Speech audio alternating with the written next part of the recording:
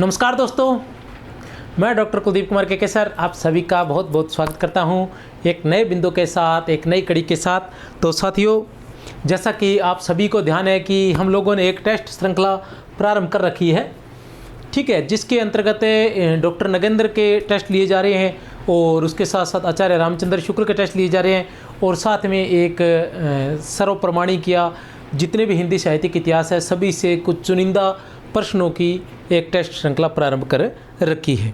तो डॉक्टर नगेंद्र की test series के अनुसार आज हम लोग जो टेस्ट लेने वाले हैं वो है टेस्ट संख्या 12। टेस्ट संख्या क्या है? 12 है, ठीक है। आज जो हम पढ़ने वाले हैं ये थोड़ा अलग सा बिंदु है और मैं अध्याय बता देता हूँ। पहले मैं क्या पृष्ठ संख्या दे रहा था इसकी, तो मुझे लगा कि पृष्ठ संख्या में कहीं ना कहीं कोई समस्या आ रही है। जैसे पृष्ठ संख्या देते हैं भी इतने पृष्ठ से लेकर इतने पृष्ठ तक आप याद कर लेना, उसका टेस्ट होगा। लेकिन उसमें क्या था कि अलग अलग प्रकाशन से अलग अलग प्रकार की पुस्तकें आ रही है, हिंदी साहित्यिक इतिहास आ रहे हैं, तो वो थोड़ी बहुत समस्या आ रही है। तो मैंने सोचा रोज़ का 20 पृष्ठ के बजाय वो जो एक टॉपिक है वो दे दिया जाए। आज जो हम करने वाले हैं वो अध्याय 6 करने वाले हैं। अध्याय 6 जो है वो है भक्ति काल की अन्य प्रवृत्तियाँ। जो डॉक्टर नगेंद्र है उनका जो हिंदी साहित्य का इतिहास है उसमें जो अध्याय 6 है वो क्या है? भक्ति काल की अन्य प्रवृत्तियाँ। जो भक्ति काल की अन्य प्रवृत्तियाँ हैं उन पर हम थोड़ा सा बात करेंगे एक बार, ठीक है ना। क्योंकि टेस्ट देने से पहले थोड़ा सा हम एक खाका तैयार करवा लेते हैं भक्ति काल की अन्य काव्य प्रवृत्तियों पर। भक्ति काल की अन्य काव्य प्रवृत्तियाँ जो क्या क्या है, उनके मुख्य मुख्य रचनाकार कौन कौन सी है, कौन कौन सी भक्ति काल के अन्य काव्य प्रवृत्तियाँ थी डॉक्टर नगेंद्र के हिंदी साहित्य के इतिहास के अनुसार। आप नोट कर लेना, चाहे तो आप स्क्रीनशॉट ले सकते हैं। मैंने आपका समय बर्बाद ना हो इसलिए पहले लिख दिया था, ठीक है। तो अभी क्या है? भक्ति काल की अन्य काव्य प्रवृत्तियाँ। भक्ति काल की अन्य काव्य प्रवृत्तियाँ शायद आपको दिखाई दे रहा होगा, चाहे तो आप स्क्रीनशॉट ले सकते हैं। एक नंबर पर है वीर काव्य, 2 नंबर पर है प्रबंधात्मक काव्य, ठीक है ना। 1 नंबर पर क्या है हमारे पास? वीर काव्य, और 2 नंबर पर है प्रबंधात्मक काव्य, 3 नंबर पर है नीति काव्य, 4 नंबर पर है अकबरी दरबारी काव्य और 5 नंबर पर है रीति काव्य। ये क्या है? अध्याय 6 भक्ति काल की अन्य काव्य प्रवृत्तियाँ। वीर काव्य, प्रबंधात्मक काव्य, नीति काव्य, अकबरी दरबारी काव्य और रीति काव्य। इसी को आगे हम देखते हैं। तो सबसे पहले वीर काव्य आ जाता है। सबसे पहले क्या आता है हमारे पास? वीर काव्य। वीर काव्य में क्या है? श्रीधर है, नलसिंह है, दुर्सा जी आडा है, दयाराम है, कुंभकर्ण है, न्यामत खां जान है, ठीक है। इन लोगों ने कौन कौन सी? श्रीधर ने रणमल छंद लिखी थी। इनके बारे में विस्तार से हम जैसे टेस्ट करेंगे उसके अंतर्गत पढ़ लेंगे हम विस्तार से, और इतना ज़्यादा इनके बारे में विस्तार से नहीं। यहाँ मैं एक टेस्ट ले रहा हूँ, तो उससे पहले आपके सामने एक खाका रख रहा हूँ कि किस तरह से डॉक्टर नगेंद्र का हिंदी साहित्य का इतिहास पढ़ा जा सकता है, और उसको पढ़ते वक्त आप उसको किस तरह से छोटे छोटे टुकड़ों में विभाजित करके बड़ी आसानी से उसको पढ़ सकते हैं। तो ये आपके सामने एक खाका तैयार हो जाता है। धीरे धीरे क्या होता है, जैसे एक नक्शा होता है ना, उसी प्रकार एक मैप तैयार हो जाता है। उसी हिसाब से आपको चलना और पढ़ना बड़ा आसान हो जाएगा।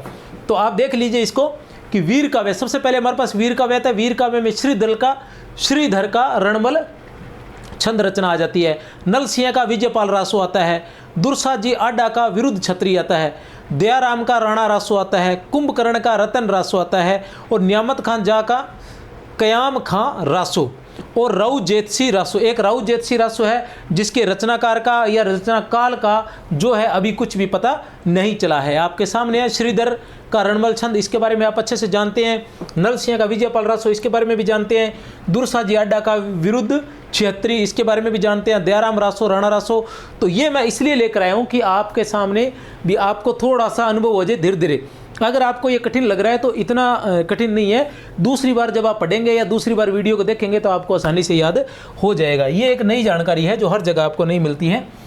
प्रबंधात्मक काव्य, प्रबंधात्मक रचनाएं कौन कौन सी है? सुधारू अग्रवाल की प्रद्युम्न चरित। अब यहाँ पूछा जाता है, कहने से तात्पर्य यह है कि डॉक्टर नगेंद्र के हिंदी साहित्य के इतिहास से वो एक प्रश्न उठाते हैं कि इनमें से कौन सी डॉक्टर नगेंद्र के अनुसार, या इनमें से सीधा ही पूछ ले, इनमें से कौन सी वीर काव्य की रचना नहीं है, या इनमें से किस रचना में वीर रस का प्रयोग नहीं हुआ है, ठीक है ना। तो ये रचनाएं दे के कोई एक अन्य रचना आपको दे देंगे, ठीक है ना। तो जैसे पूछ ले कि रणमल छंद में किस रस का प्रयोग हुआ है? वीर रस का प्रयोग है। अब रणमल छंद से आपको पता चल जाएगा, हो सकता है इसके अंदर तो वीर रस का प्रयोग हुआ है। लेकिन जैसे राणा रासो है, रतन रासो है, इनके अंदर क्या पता चले कि वीर रस का प्रयोग हुआ है कि श्रृंगार रस का प्रयोग हुआ है, किस रस का अधिक प्रयोग हुआ है या किस रस से संबंधित ये रचनाएं है, तो ये हमें यहाँ से पता चलेगा।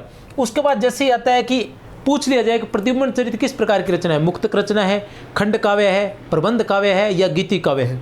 प्रद्युम्न चरित्र जो है वो किस प्रकार की रचना है। पहली बात तो ये है कि सिर्फ रचनाएं पूछी जा सकती हैं, ठीक है ना, किसकी रचना कौन कौन सी है। दूसरा ये पूछा जा सकता है कि पंच पांडव चरित्र किस प्रकार के, पंच पांडव चरित्र के बारे में हम पढ़ते रहते हैं। जैन कवियों के अंतर्गत जो आदिकाल में जैन कवियों की रचनाएं हैं, उसके अंदर हम शालिभद्र सूरी और पंच पांडव चरित्र रस पढ़ा है। हमें पता है कि गणपति चंद्र गुप्त ने, ठीक है ना, शालिभद्र सूरी को प्रथम कवि और पंच पांडव चरित्र रास को प्रथम रचना माना है। किसने? गणपति चंद्र गुप्त ने, हमें ध्यान है, ठीक है। लेकिन हमें ये ध्यान नहीं कि प्रबंध काव्य है या नहीं, लेकिन डॉक्टर नगेंद्र के अनुसार ये क्या है, प्रबंध काव्य है। इन रचनाओं के नाम देख लीजिए आप, सुधारू अग्रवाल प्रद्युम्न चरित्र, वैसे ये क्या है, राम काव्य है। राम काव्य के अंतर्गत ये आता है, आप ध्यान लगा लेना।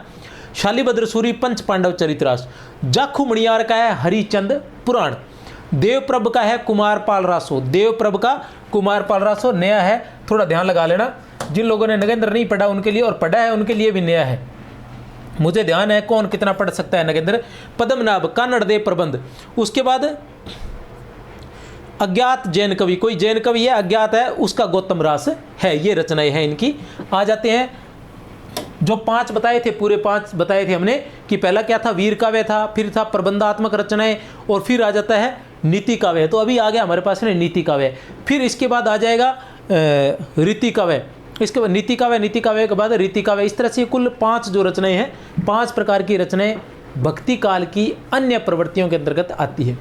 अब नीति काव्य, नीति काव्य की बात करें, पद्मनाभ का डूंगर बावनी, याद रख लेना, पद्मनाभ का डूंगर बावनी 1486 ईस्वी। पद्मनाभ के पीछे एक और रचना आई थी, क्या नाम था पद्मनाभ की,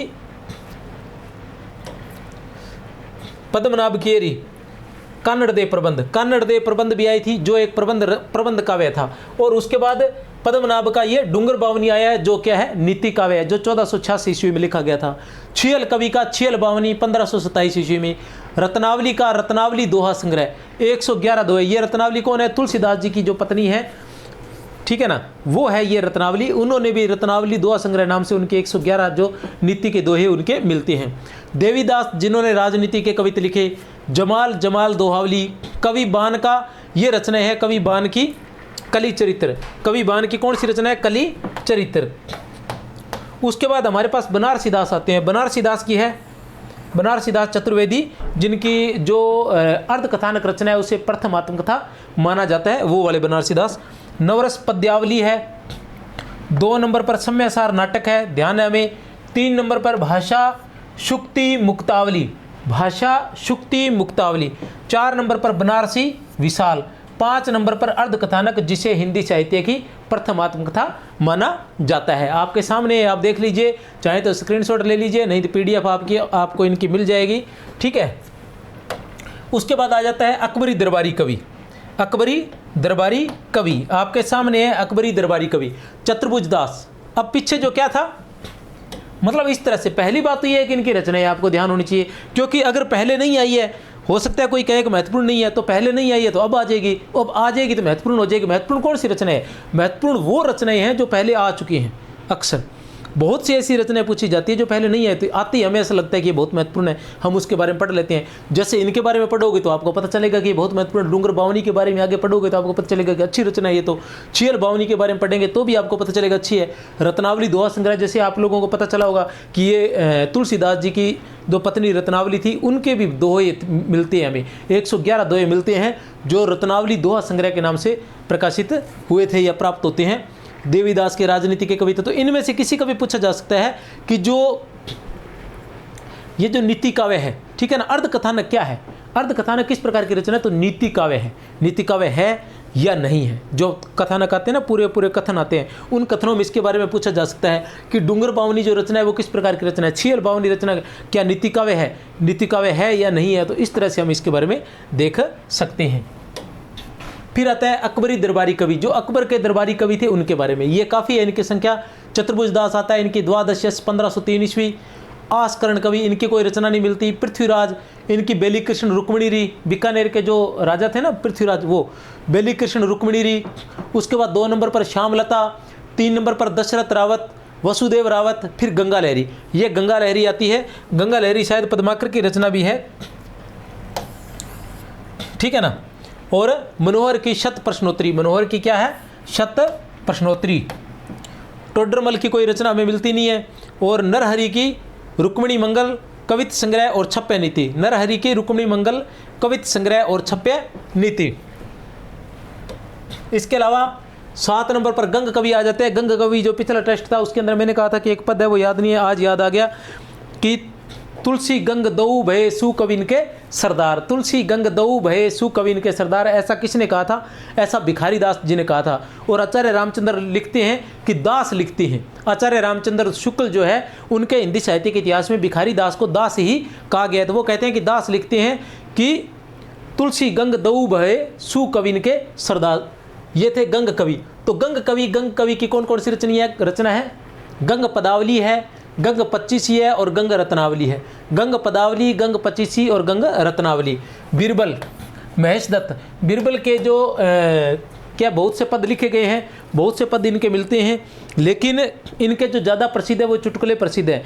और चुटकुले जो प्रसिद्ध है, डॉक्टर नगेंद्र के हिंदी साहित्य के इतिहास के अनुसार जो चुटकुले बीरबल के नाम से प्रसिद्ध है वो बीरबल के नहीं है।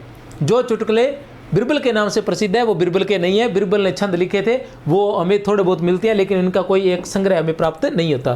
तानसेन, संगीत सार रागमाला गणेश स्तोत्र, संगीत सार रागमाला गणेश स्तोत्र। तानसेन के बारे में ऐसा कहा जाता है कि इनको किसी मतलब क्या बोलते हैं, मुस्लिम राजकुमारी से प्रेम हो गया था, उसकी वजह से इन्होंने अपना धर्म बदल लिया था और ये मुस्लिम हो गए थे, ठीक है ना। लेकिन उसके बावजूद भी ये वल्लभाचार्य संप्रदाय में दीक्षित हुए थे और उसी के अंदर ये ज़्यादातर उसी से ज़्यादा प्रभावित थे तानसेन। रहीम की बात आती है तो अब्दुल रहीम खान खाना जो अकबर के दरबारी कवि भी माने जाते हैं, ठीक है ना, और अकबर के एक तरह से सखा भी थे। इनकी रहीम सतसई हुआ, नगर शोभा हुआ, मदनाष्टक हुआ, बरवे नाई का भेद हुआ, खेट कौतुक जातकम हुआ। इनके बारे में जब हम अलग से रहीम को पढ़ेंगे तो वहाँ पढ़ लेंगे, लेकिन ये इनको दरबारी कवि के रूप में भी इन्होंने कहा है कि ये इनके दरबारी कवि थे। अलग से दरबारी कवि पूछ ले जाए तो उनके नाम भी हमें याद रख सकते हैं, इन सभी के नाम याद रख सकते हैं। और ये गंग कवि और बीरबल जो है ये दोनों सखा थे, बचपन के सखा थे। और उसके बाद गंग कवि जो है तानसेन और रहीम इनके भी मित्र बन गए थे। गंग कवि और जो रहीम है, गंग कवि और रहीम है, इन दोनों को नूरजहां ने हाथी के नीचे कुचलवाकर मार दिया था, या इन दोनों को मरवा दिया था। किसने, नूरजहां ने मरवा दिया था, क्योंकि इन दोनों ने शाहजहां का साथ दिया था। खुर्रम का, जिसे वो जो आगे चलकर राजा के रूप में या मतलब क्या बोल सकते हैं उसके रूप में ये शाहजहां, बाद में शाहजहां के रूप में राजा बने थे, जो उनका पक्ष देने के लिए, क्योंकि जब जहांगीर के पुत्रों के बीच में मतलब वो राजा बनने के लिए जब युद्ध चल रहा था तो उस समय इन्होंने उसका साथ दिया था। इसी वजह से इन दोनों को, किसको, गंग को और रहीम को, इसलिए दोनों जुड़े हैं, गंग कवि को, रहीम को, दोनों को नूरजहां ने मरवा दिया था। इसके बाद आते हैं रीति काव्य। रीति काव्य की बात करते हैं तो रीति काव्य के अंदर ये लोग आते हैं। जैसे मैंने बताया था कि जो शुक्ल का काव्य था उसके अंदर भी बहुत सारी लंबी लिस्ट बताई थी पिछले टेस्ट में मैंने। रीति काव्य की बात करते हैं। रीति काव्य में कृपाराम का हित तरंगिणी जो है वो सबसे पहले आता है। कृपाराम का हित तरंगिणी, जिसकी रचना 1541 ईस्वी में हुई थी। उसके बाद सूरदास जी आ जाते हैं, नंददास जी, केशवदास जी, रहीम है, सुंदर कवि राय। ये वो सुंदर कवि राय है जिनके बारे में मैंने कहा था कि एक सुंदरदास जी है जो भक्ति काल के कवि है, संत कवि है, जो श्रृंगार रस के विरोधी है, लेकिन इन्होंने श्रृंगार रस से संबंधित रचना की थी जिनका नाम है सुंदर श्रृंगार, 1631 ईस्वी में। नियामत खां जान। तो इन सभी के बारे में जो है अपने आगे रहीम के बारे में पीछे पढ़ चुके हैं, इनके बारे में पर्सनली वहाँ पढ़ सकते हैं भक्ति काल के अंतर्गत। तो ये थी इनकी बड़ी बड़ी भूमिका, जो क्या है किसकी। आगे हम जो पढ़ेंगे 7वां और 8वां अध्याय पढ़ेंगे, भक्ति पद्य साहित्य ऐसा कुछ नाम है उसका, कि गद्य साहित्य है शायद, गद्य साहित्य का आविर्भाव, ऐसे करके दो जो है वो हम पढ़ेंगे 7 और 8 अध्याय। छोटे छोटे है, 2-2 4-4 एक 5 पेज का, एक 6 पेज का। नेक्स्ट टेस्ट जो होगा वो इसी का होगा, ठीक है ना, टेस्ट संख्या 13 जो होगा वो, ठीक है ना, ध्यान लगा लेना आप। तो भक्ति काल में वीर रस के कवि श्रीधर से संबंधित असंगत कथन है। अब यहाँ आपकी सारी कहानियाँ क्लियर हो जाएंगी, जो भी आपकी सारी बातें हैं, ठीक है ना। भक्ति काल में वीर रस के, किस रस के, वीर रस के, प्यारे बच्चों किस रस के, वीर रस के कवि, क्या नाम है, श्रीधर। इससे संबंधित क्या है, असंगत कथन का आप लोगों ने चयन करना है। ईडर के राजा रणमल राठौर के आश्रय में रहे। रणमल छंद की रचना 1400 ईस्वी के लगभग की। रणमल छंद के 76 छंद उपलब्ध है। रणमल छंद ने पाटन के सूबेदार जफर खां को पराजित किया था। ए ब स द, ए ब स द, तो कौन सा है इसमें से असंगत कौन सा है? ये पीछे इसलिए खड़ा होने लगा क्योंकि किसी का कमेंट आया था कि सर आगे खड़े रहते हो तो इसलिए ऑप्शन दिखते नहीं है, ठीक है, तो आप देख लिया करो।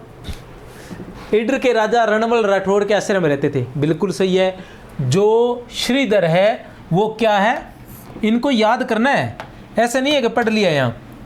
श्रीधर जो है क्या है, ईडर के राजा रणमल राठौर के आश्रय में रहे। श्रीधर जो है ईडर के राजा रणमल राठौर के आश्रय में रहे थे, इसलिए इन्होंने क्या लिखा था, रणमल छंद लिखा था। इसलिए इन्होंने क्या लिखा था, रणमल छंद। रणमल छंद की रचना इन्होंने कब की थी, 1400 ईस्वी के लगभग की थी।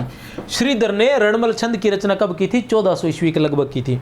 रणमल छंद के 76 छंद उपलब्ध है, ये नहीं है, सही नहीं है। एक्चुअल में रणमल छंद के कितने छंद उपलब्ध हैं, 70 छंद उपलब्ध हैं। आप याद रख लेना कितने छंद उपलब्ध हैं, 70 छंद उपलब्ध हैं। कितने छंद उपलब्ध हैं, 70 छंद। यहां लिख लेता हूं,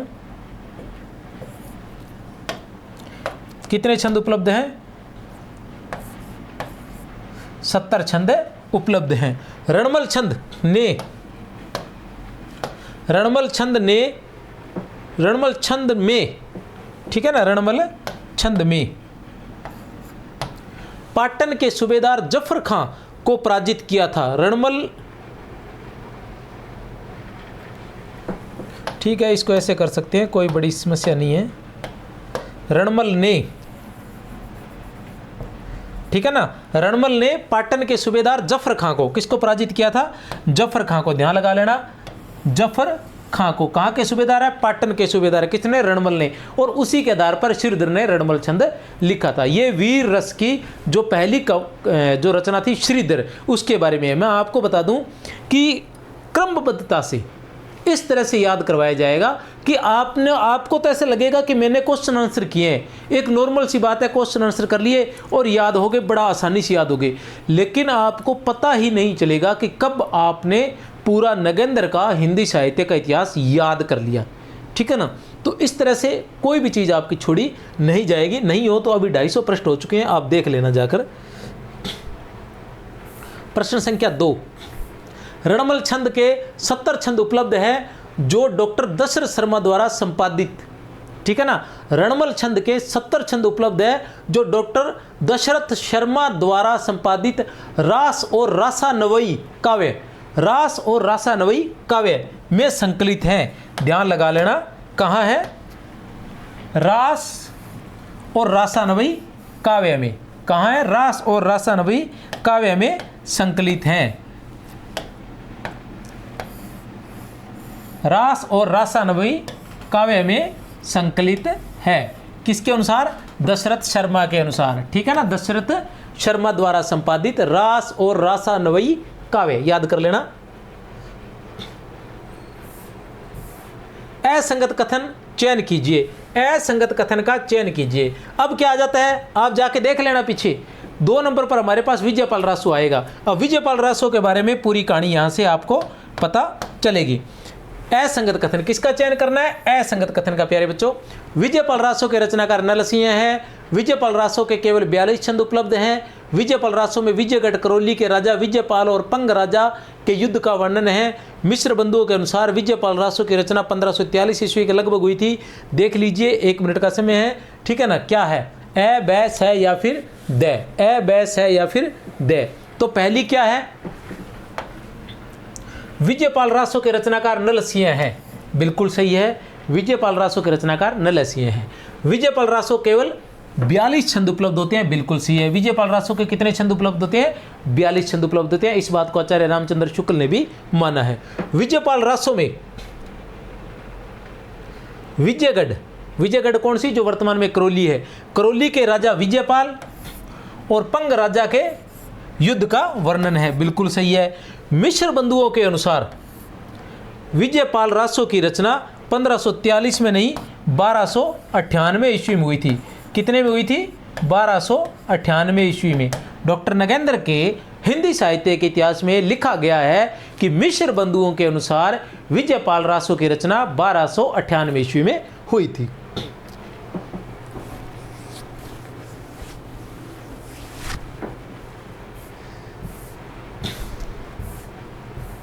आ जाओ 3 नंबर पर, वहां से 3 नंबर रचना है ये, ठीक है ना। राव जेतसी रासो से संबंधित असंगत कथन है। जो राव जेतसी रासो है इसके बारे में मैंने पहले बता चुका हूं। वहां जब हम पीछे चल के जाके देखेंगे तो आपको पता चलेगा कि इसके रचनाकार और रचना काल के बारे में कुछ भी हमें ज्ञात नहीं है। इसके रचना और रचना काल के बारे में कुछ भी हमें ज्ञात नहीं है। जैसे ये रहा, ये देखिए राव जेतसी रासो, यहाँ खाली जगह पड़ी है। खाली जगह इसलिए पड़ी है क्योंकि न तो इसकी रचना कार और रचना काल का किसी का भी हमें पता नहीं है।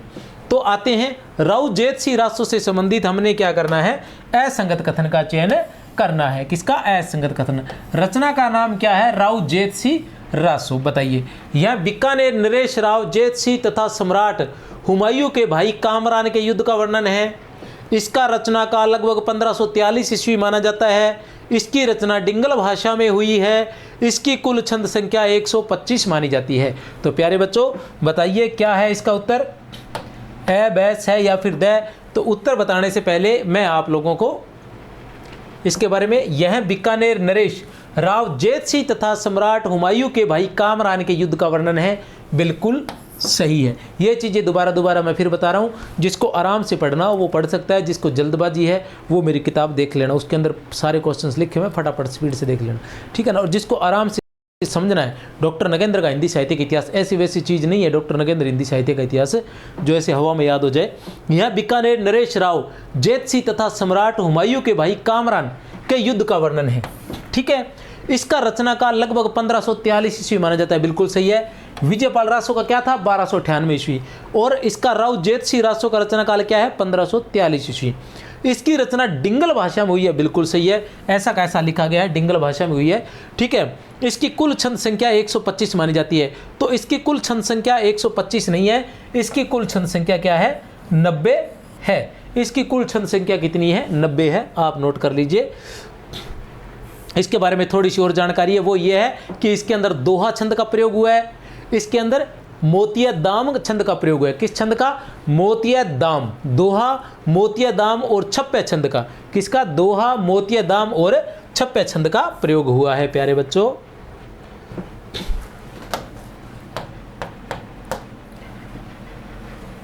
ये है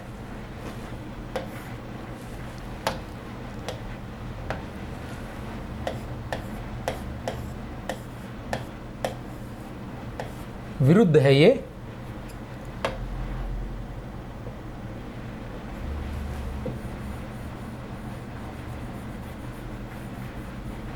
ठीक है ना। विरुद्ध छिहत्तरी, विरुद्ध छिहत्तरी, ठीक है। क्या है? विरुद्ध छिहत्तरी रचना से संबंधित असंगत कथन है। विरुद्ध छिहत्तरी रचना से संबंधित असंगत कथन है। तो देख के बताइए क्या है असंगत कथन। इसके रचनाकार दुर्साजी आढ़ा है। इसमें राणा संगा का यशोगान है। इसकी रचना दोहा छंद में हुई है। यह वीर रस की रचना है। तो 1 नंबर पर इसके रचनाकार दुर्साजी आढ़ा है, बिल्कुल सही। इसमें राणा संगा का यशोगान, बिल्कुल नहीं। इसकी रचना दोहा छंद में हुई है, बिल्कुल सही है। किस छंद में हुई है प्यारे बच्चों? दोहा छंद में। यह वीर रस की रचना है, बिल्कुल सही है। तो राणा सांगा नहीं तो किसके बारे में लिखा गया है इसमें? महाराणा प्रताप। किसके बारे में? महाराणा प्रताप के बारे में। जैसा लिखा हुआ है विरुद्ध छिहत्तरी, छिहत्तरी का मतलब 76, 76 का मतलब 1576, 1576 का मतलब हल्दी घाटी का युद्ध। तो उसके बारे में इसमें वर्णन किया गया है। विरुद्ध छिहत्तरी किसने लिखी थी? दुर्सा आढ़ा ने। किसने लिखी थी? दुर्सा आढ़ा ने। चलते हैं प्रश्न संख्या 5 पर प्रबंधात्मक रचना नहीं है। जैसा कि मैंने आपको कहा था कि ऐसा पूछा जा सकता है, क्योंकि आई थी ना प्रबंधात्मक रचनाएं, ठीक है ना, तो ऐसा पूछा जा सकता है कि इनमें से प्रबंधात्मक रचनाएं नहीं है। मैंने पहले ही आपको संकेत कर दिया था, अगर आप में से कोई अच्छे से तैयार था तो वो इसका उत्तर बड़ी आसानी से दे देगा। प्रद्युम्न चरित है, राम काव्य है, हरिचंद पुराण है, कुमार पाल रासो है, डूंगर बावनी है। ये सारी चीज़ें मैंने उस वक्त भी आपको बता दी थी कि इसको ऐसे कहा जाए तो इसको नीति काव्य, अगर वहाँ पूछा जाए दूसरी रचना दे दे तो ये तो नीति काव्य है और ये प्रबंध रचना है, ठीक है ना। तो कौन सी है, ए बैस है या फिर द। तो जो प्रद्युम्न चरित है वो प्रबंधात्मक रचना है, हरिचंद पुराण भी प्रबंधात्मक रचना है, कुमार पाल रासो भी प्रबंधात्मक रचना है, डूंगर बावनी जो है वो नीति काव्य है। और इसके बारे में स्पेशल आपको बताया था, डूंगर बावनी किसकी रचना है, पद्मनाभ की रचना है। किसकी है, पद्मनाभ की रचना है। जो डूंगर बावनी है वो किसकी रचना है, पद्मनाभ की रचना है। प्रश्न संख्या, पद्मनाभ की डूंगर बावनी में क्या है, डूंगर बावनी के बारे में बता देना चाहता हूँ थोड़ा सा। यहाँ लिखा है मैंने, डूंगर बावनी पद्मनाभ द्वारा 1486 ईस्वी में रचित है। कब है प्यारे बच्चों, 1486 ईस्वी में रचित है। इसका नाम पद्मनाभ ने अपने आश्रयदाता डूंगर सेठ के नाम पर किया था, अपने आश्रयदाता डूंगर सेठ के नाम पर रखा है। इसमें 53 छप्य है, इसमें क्या है 53 छप्य है प्यारे बच्चों।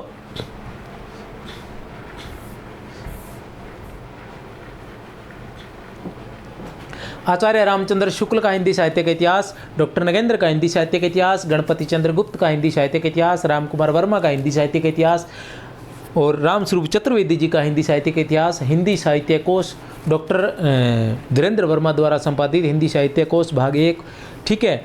और उसके अलावा जितने भी हिंदी साहित्य के इतिहास हैं, ठीक है ना, वो सभी के सभी यहाँ करवाने का प्रयास किया जाएगा। महत्वपूर्ण बातें आपको सारी यहाँ उपलब्ध मिलेंगी, बस जुड़े रहिए। राणा रासो के रचनाकार हैं, राणा रासो के रचनाकार कुंभकर्ण, दयाराम, न्यामत खा जान या देवप्रभ कौन है, ए बैस है या फिर द, ए बैस है या फिर द, तो कौन है, राणा रासो के रचनाकार है दयाराम। राणा रासो के रचनाकार कौन है, दयाराम है।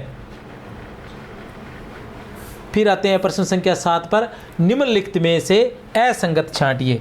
प्यारे बच्चों, निम्नलिखित में से असंगत का चयन कीजिए। प्रद्युम्न चरित की रचना ब्रजभाषा में हुई है।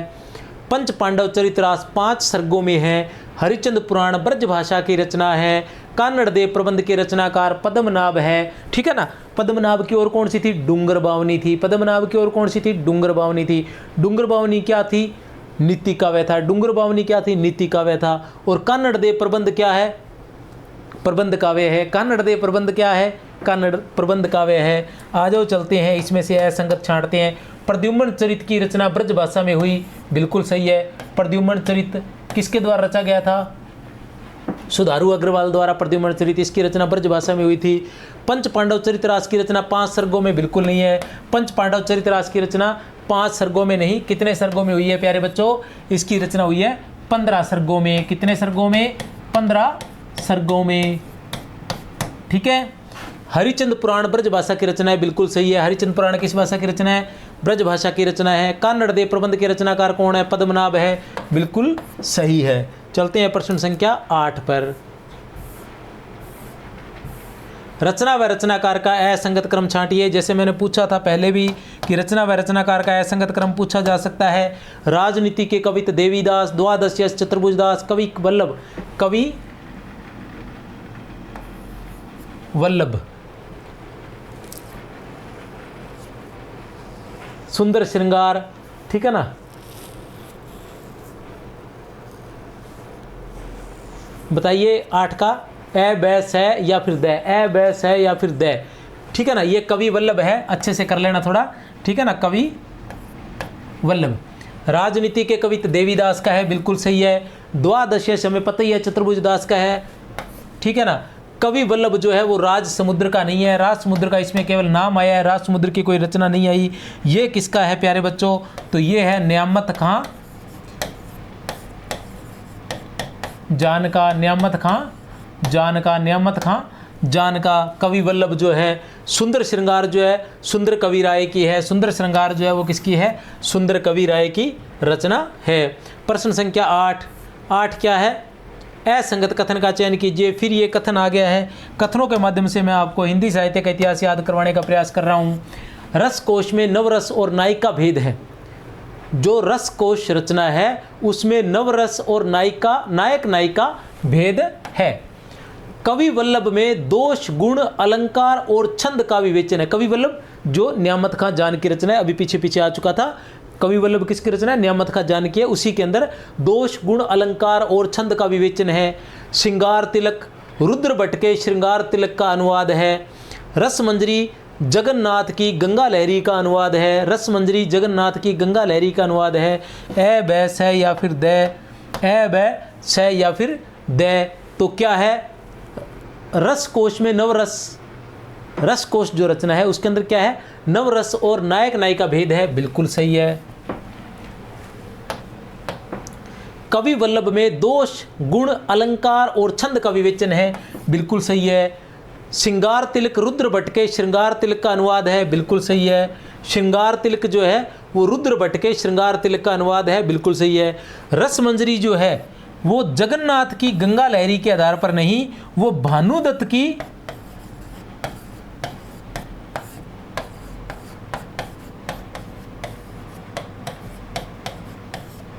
रसमंजरी पर लिखी गई है। ये रसमंजरी जो रचना है वो भानुदत्त की रसमंजरी के आधार पर लिखी गई है।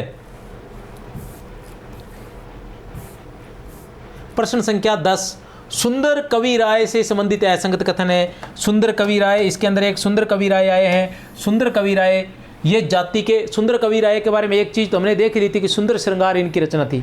हमने देख ली थी कि सुंदर श्रृंगार जो है वो इनकी रचना थी। अब ये जाति के ब्राह्मण और ग्वालियर के रहने वाले थे। सुंदर श्रृंगार की रचना 1631 ईस्वी में की थी। सुंदर श्रृंगार में नायक नायिका भेद में श्रृंगार रस का निरूपण है। इनकी रचना का आधार रुद्र भट्ट की रचना श्रृंगार तिलक है। देख लेते हैं, ए बै स या फिर द, ए बै स या फिर द। तो क्या है? ए, ये जाति के ब्राह्मण और ग्वालियर के रहने वाले थे। ध्यान लगा लेना। सुंदर कवि राय क्या थे? जाति के ब्राह्मण और ग्वालियर के रहने वाले थे। सुंदर श्रृंगार की रचना कब हुई थी? 1631 ईस्वी में हुई थी। कब हुई थी? 1631 ईस्वी में। सुंदर श्रृंगार में नायक नायिका भेद व श्रृंगार रस का निरूपण है। बिल्कुल सही है। सुंदर श्रृंगार में क्या है? नायक नायिका भेद व श्रृंगार रस का निरूपण है। बिल्कुल सही है। इनकी रचना का आधार, इनकी रचना जो सुंदर श्रृंगार जो रचना है, सुंदर श्रृंगार इनकी एक ही रचना है, उसका आधार क्या है? रुद्र भट्ट की रचना श्रृंगार तिलक नहीं है। इनकी रचना का आधार भानुदत्त की रसमंजरी है। इनकी रचना जो सुंदर श्रृंगार है उसका जो आधार है वो भानुदत्त की रसमंजरी है। चलते हैं प्रश्न संख्या 11 पर।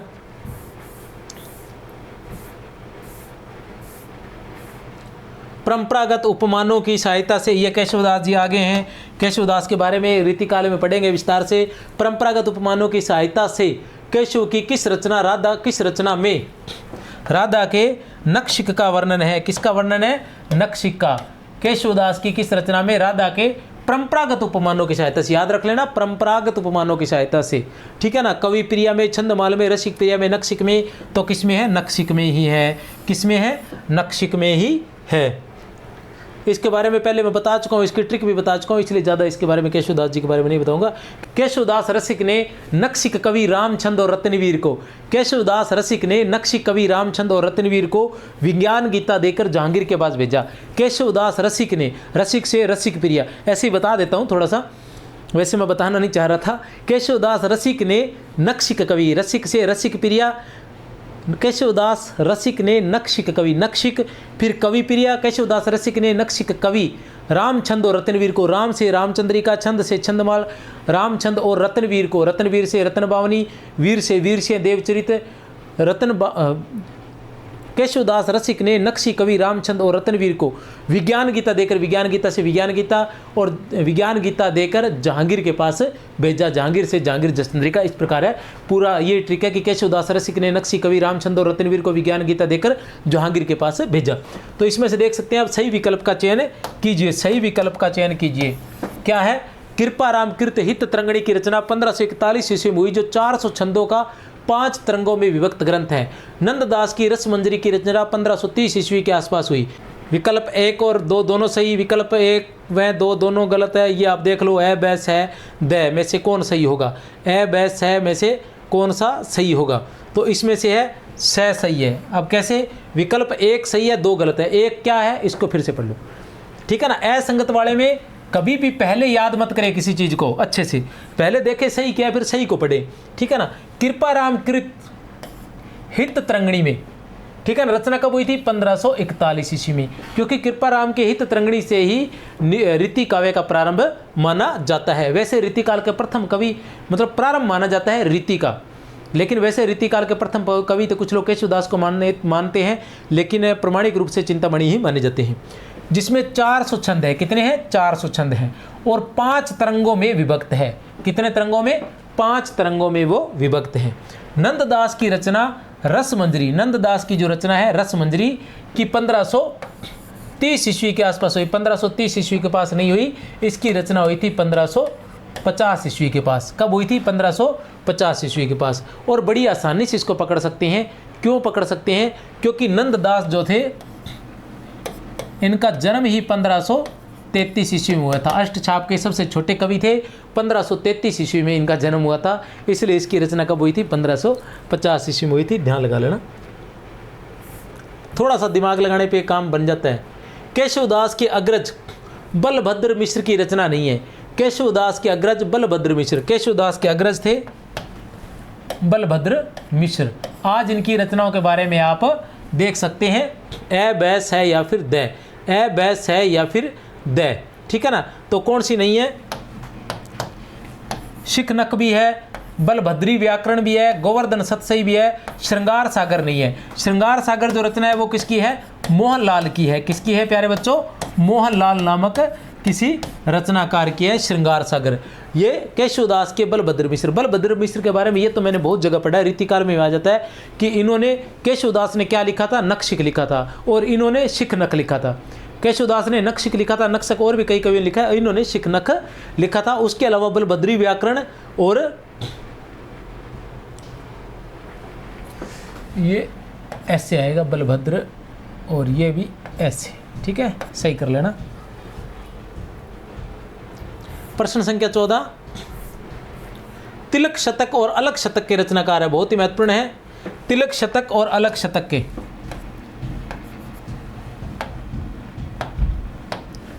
ए बैस है या फिर द, ए बैस है या फिर द, बलभद्र मिश्र, मोहनलाल मिश्र, मुबारक और न्यामत खाजान। कौन है तिलक शतक के रचनाकार? तो मुबारक है। मतलब इसको विशेष रूप से पूछा जाता है कि किन्होंने एक छोटी सी चीज पर मतलब 100 दोहों की रचना कर दी थी। छोटी सी चीज पर मतलब एक तिल पर 100 दोहे लिख दिए थे, और अलग पर भी 100 दोहे लिख दिए थे मुबारक ने। बहुत ही महत्वपूर्ण रचनाकार है, याद कर लेना। सिर्फ 2 रचनाएं हैं और पूछ भी ली जाती है। तिल शतक और अलग शतक, तिल शतक और अलग शतक। कौन है? मुबारक।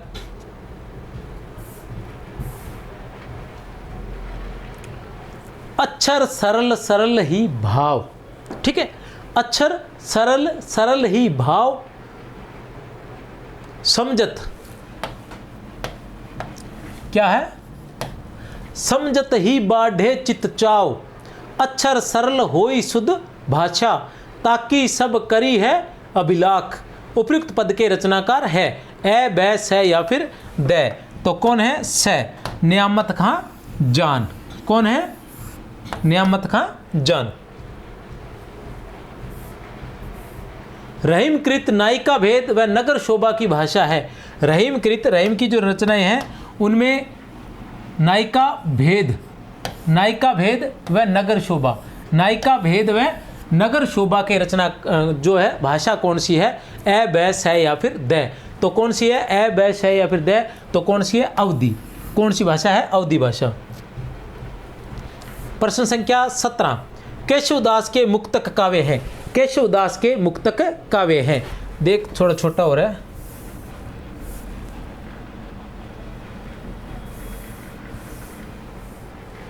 देख सकते हैं आप। केशवदास के मुक्तक काव्य है। ए बैस है या फिर द, ए बैस है या फिर द। कौन से हैं केशवदास के मुक्तक काव्य? ए बैस है या फिर द। तो कौन से हैं? ए। रसिक प्रिया, कवि प्रिया और नक्षिक, ये क्या है, मुक्तक काव्य है। केशवदास के ये मुक्तक काव्य है। प्रश्न संख्या 18, केशवदास की प्रबंध रचना नहीं है। वो थे मुक्तक काव्य, यहाँ प्रबंध रचना है, ठीक है ना। केशवदास की प्रबंध रचना नहीं है। ए बै स या फिर द, ए बै स या फिर द, केशवदास की प्रबंध रचना नहीं है। केशवदास की प्रबंध रचना, 17 प्रश्न पूछ लिया क्या। मुक्तक काव्य केशवदास की प्रबंध रचना नहीं है। केशवदास की प्रबंध रचना नहीं है, याद रख लेना, याद रखनी है। विज्ञान गीता प्रबंध रचना है। वीर सिंह देवचरित, वीर सिंह देवचरित प्रबंध रचना है। रतन बावनी प्रबंध रचना है। ये तीनों क्या है, प्रबंध रचनाएं है। क्या है, ये तीनों प्रबंध रचनाएं। लेकिन छंदमाल जो है वो प्रबंध रचना नहीं है। इनके बारे में आगे और क्वेश्चंस है, इसलिए इनके बारे में मैं नहीं बता रहा आपको।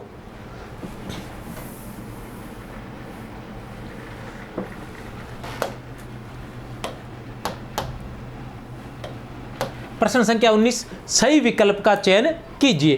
केशव के पूर्ववर्तियों ने जहां केवल भानुदत्त की रसमंजरी और रस तरंगिणी का आश्रय लिया, ध्यान लगा लेना, एक बार मैं पढ़ देता हूं फिर अच्छे से पढ़ा दूंगा।